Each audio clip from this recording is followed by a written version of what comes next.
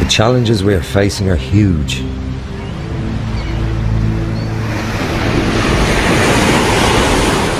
These waves of change threaten our way of life. A broken economic system, job losses, resource scarcity, rising prices. The levels of anxiety are growing. Sometimes change is really gradual and things move forward in very predictable ways. And sometimes, like now, change can be sudden and disorientating. How do I cope?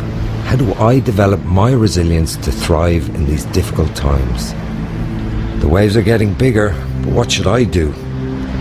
How can I be a catalyst for change? Resilience is about recovering from shocks and adapting to change. We can think of resilience at personal, community, and global levels. On a personal level, we know facing challenges is not easy. Personal resilience can be described as our ability to cope with shock. It is an active process of self-righting, involving feeling in control of life, getting fit, and being positively engaged in community life. These challenges can feel overwhelming. Here's a model for how we typically respond to shock or bad news. Faced with difficulties, we often completely refuse to accept what is actually taking place. No, this is not happening. Not to me. No way. Then we typically look for someone to blame. I can't believe they did this to me. It's just not fair. Bargaining follows. Please, I'll do anything. And then depression. Oh no, I'm doomed. And then finally, acceptance. Okay, it is what it is. Let's see what I can do. Having a model helps us to know what to expect. We all go through these stages. The more resilient we are, the more chances we have of bouncing back quickly from difficult experiences. We know too that good food, keeping fit, and daily relaxation practices all help us stay healthy and as resilient as we can be.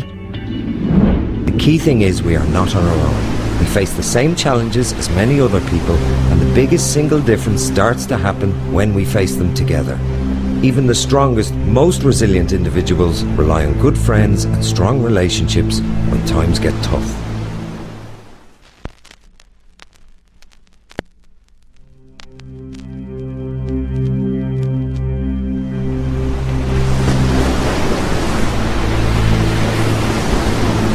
With a little ingenuity and collaboration, we could probably surf even the most mighty waves of change and figure out how to thrive in these uncertain times. Learning how to surf these waves is what resilience is all about. But how do we manage the changes rather than letting the changes manage us? How do we do this together?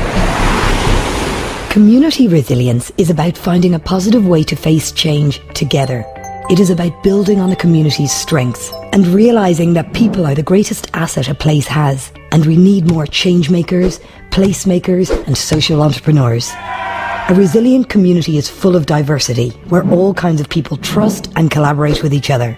Through high levels of creativity and even fun, a community can break through to new levels of resilience. It is about building social capital, the glue that holds communities together. Bonding capital is about feeling a shared sense of belonging in a place. It's our closest friendships with the people who we know will be there no matter what happens. Bridging capital is about connecting with others across the community, making sure that everyone's skills, talents and perspectives are available in the effort of building resilience. Linking capital is about connecting with other communities and sources of support. Places with strong linking capital are confident that they can call on outside help when it's really needed.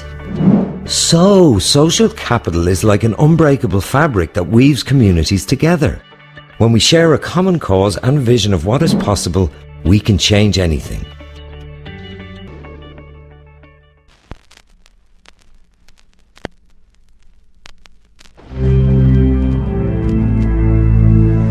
So, where do I start?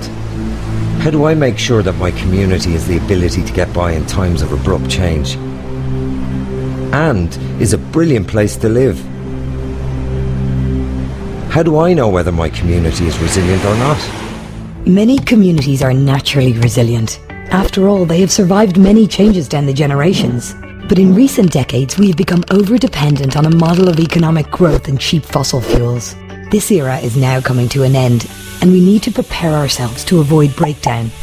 The idea we can bounce back to something approximating normal doesn't work well in this new context. Instead, we need to make a step change to break through to significantly greater levels of resilience. A breakthrough community anticipates and responds to shocks through coordinated, collective actions toward a commonly agreed vision of a better future.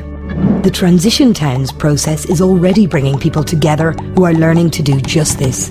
Wow, I can be part of this movement to build livable communities and cultivate a sustainable planet. Transition initiatives and people the world over are supporting their local economy and developing all sorts of sustainability projects. So, we can build our resilience by future-proofing buildings, powering down and generating our own energy, and growing our own food and supporting local producers. And by strengthening our local economies and introducing all kinds of other initiatives.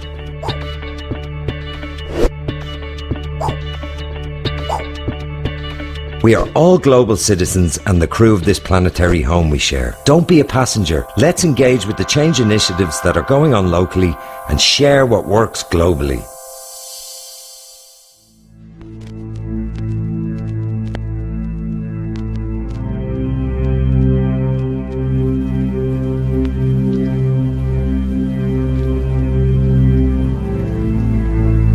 I can do this. Let's surf these waves. Waves, like the challenges we face, come in all shapes and sizes, and riding them will require the skills and attitudes of a good surfer. Before paddling out, an experienced surfer will have first observed the sea, checked the wind, and identified where the easiest place to paddle out might be. It's the same for resilience building. We need to see clearly the challenges we face and the best way to do things differently. Surfers don't really practice, they learn in action or by doing. They build their competency and skills through the experience and the enjoyment of surfing itself. Early on, learning to surf takes a lot of focus and concentration, until one day your body just knows what to do. Changemakers too can learn the knack of great timing and an ability to respond to opportunities as they arise. This go for it approach is about learning from mistakes and learning how to go with the flow, working with nature, not against her. The secret of a wave rider is a deep awareness of natural systems and the skills and tools to deal with uncertainty. Likewise, you, as a catalyst for change, can develop an almost effortless ability to adapt and build resilience. I get it now. Creating resilience is up to us, and we can't rely on experts to tell us what to do when we're out in the waves. It's about courage and creativity. It's about really trusting and helping each other bring forward our best skills and talents. We don't really know how things will turn out, but we shouldn't let a good crisis go to waste. These times are a once-in-a-species opportunity for change. Go for it.